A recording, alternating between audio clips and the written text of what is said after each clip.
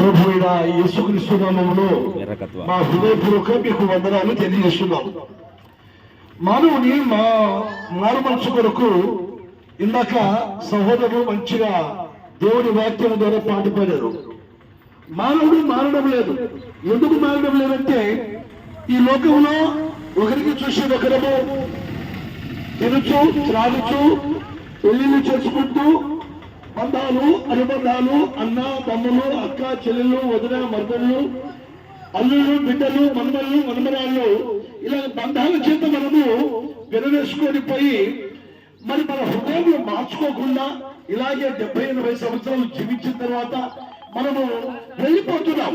ఎందుకు వెళ్ళిపోతున్నామంటే మరణించిన తర్వాత మరో లోకం ఉందనేది మనకు తెలియకుండా పోతుంది. అందుకే పుట్టి తెలుసుకున్నాం ఈ లోకం ఉందని. సూర్యుడు, చంద్రుడు, ఆకాశము, నక్షత్రాలు, భూమి, ఇలాగా అనేకమైన వాటిని మనము తెలుసుకుంటున్నాం. కానీ మనం మరణించిన తర్వాత 2 లోకాలు ఉన్నాయని ప్రభు అయిన యేసుక్రీస్తు సెలవిచ్చారు. ప్రభు అయిన యేసుక్రీస్తు వారు ఈ భూమికి వచ్చి నీవు మానవుడా, నీవు మారితే నీ జన్మము మట్టి శరీరములో వెళ్ళిపోతుంది, నీ ప్రాణము అనేది, ఆత్మ అనేది పరలోక రాజ్యములో ఒక గొప్ప యుగాలు ఉండే ఆ గొప్ప రాజ్యం ఉంది. ఆ మర్మమే నీకు తెలియజేయడానికి వచ్చానని 2026 సంవత్సరాల క్రితం ప్రభువు రక్షకుడైన యేసుక్రీస్తు ఈ భూమికి వచ్చారంట. ప్రభువుగా రక్షకుడుగా మనకు రక్షణ ఇవ్వడానికి ఆయన తన పరిశుద్ధమైన రక్తమును చిందించి శిలువ ప్రాణం మీద మరణించి సమాధి చేయమని 3వ దినమున సజీవుడుగా లేచిన ప్రభు సెలవిస్తున్నాడు. ప్రయాసపడి భారము మోసుకుంటున్న సమస్త జనులారా నా యొద్దకు రండి, నేను మీకు విశ్రాంతి. ఈ భూమి మీద మనకు విశ్రాంతి లేదు. బాల్యము విశ్రాంతి లేదు, యవన కాలంలో విశ్రాంతి లేదు, నది ప్రాయంలో విశ్రాంతి లేదు, వృద్ధాప్య స్థితిలో విశ్రాంతి లేదు. ఎప్పుడు ఏదో గొడవలు, ఏదో కొట్లాటలు, ఏదో బాధలు, ఏదో ధన వ్యామోహం, లేకపోతే డబ్బు కోసము మనిషి పదరాని పాటలు పడుతున్నాడు. ఆ డబ్బే మనిషికి మనిషి విరోధముగా పెడుతుంది. ఆ ధనమే మనిషిని విశ్వాసం నుండి తొలగిస్తుంది. ఆ ధనమే మనిషికి తల్లి తండ్రికి విరోధం పెడుతుంది, అత్త కొడులకు విరోధం పెడుతుంది.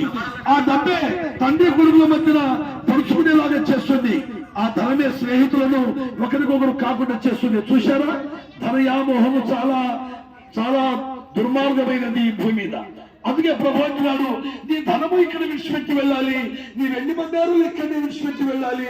ఒక రోజు నువ్వు ఒంటరిగా వచ్చావు, ఒంటరిగానే నీవు పరలోక రాజ్యం చేరాలి. అలాంటి పరలోక రాజ్యం చేరే నీవు ఎందుకు ఈ భూమి మీద భూ సంబంధమైన ఆశలు పెట్టుకుంటున్నావు?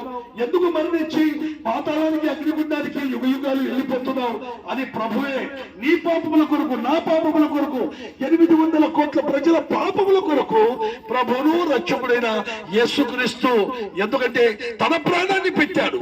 మన ప్రాణానికి బదులు తన ప్రాణం పెట్టాడు. మనము చిందించాల్సిన రక్తము యేసుక్రీస్తు పరిశుద్ధుడు గనుక, నీతిమంతుడు గనుక నీతిమంతుని రక్తము చిందించింది.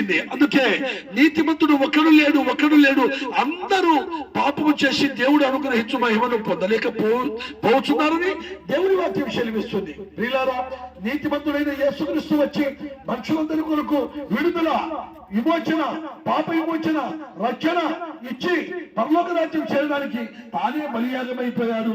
నీ పాపముల కొరకు, నా పాపముల కొరకు ఆయన శిలువ ప్రాణం మీద మరణించి సమాధి చేయమని 3వ దినమున సజీవుడుగా లేచాడు. మరి ఈ ఉదయకాలం ఎర్రకత్వ గ్రామ ప్రజలకు ఒక మంచి శుభవర్తమానం. ఆ శుభవర్తమానం ఏంటి? నీ కులం మార్చుకోవద్దు, నీ మతము మార్చుకోవద్దు, నీ హృదయములో ఉన్న పాపము తీసివేసుకొని నీ హృదయం మార్చుకుంటే నీవు పరలోక రాజ్యం చేరుతావని ప్రభు వాక్యము సెలవిస్తుంది. ఓ ప్రియ అన్న, చెల్లి, తమ్ముడ, అక్క, మరి చదువు ఉన్న వారు ఉన్నారు, చదువు లేని వారు ఉన్నారు, జ్ఞానులు ఉన్నారు, జ్ఞానం లేని వారు ఉన్నారు, మరి కాయా కష్టం చేసుకునే ప్రజలు ఉన్నారు. అందుకే ప్రభు కూడా ఆయన వచ్చిన మొదటి దినాల్లో ఇలాగే సందుల్లో, వీధుల్లో కాలము సంపూర్ణమై ఉన్నది, దేవుని రాజ్యము సమీపించి ఉన్నది. అందరూ అంతటా మారుమొచ్చి మరి మారుమొచ్చు పొంది ప్రభుని నమ్ముడి, సువార్తను నమ్ముడి అని ప్రభు సెలవిచ్చాడు. సువార్తలుగా మంచి మాటలండి. ఈ మంచి మాటలే ఏదో మీరు మా కులంలో మీరు, మీ కులంలో మేము రావడానికి కాదు. కానీ ఒకటి మాత్రము దేవుడు సెలవిచ్చింది ఏదంటే, నీ హృదయంలో ఉన్న పాపము తీసివేసుకొని పరలోక పట్టణం చేరాలని దేవుడు వాక్యం సెలవిస్తుంది. మళ్ళీ ఈ సమయం వస్తుందో రాదో ప్రియులారా, మరి గమనించండి. మంచి మాటలు చెప్తే మీరు ఆదరించమని, పరలోక రాజ్యం చేరుకుంటారని చెప్తూ ఈ మాటలు ముగిస్తున్నాం. మీ కొరకు ప్రార్థన.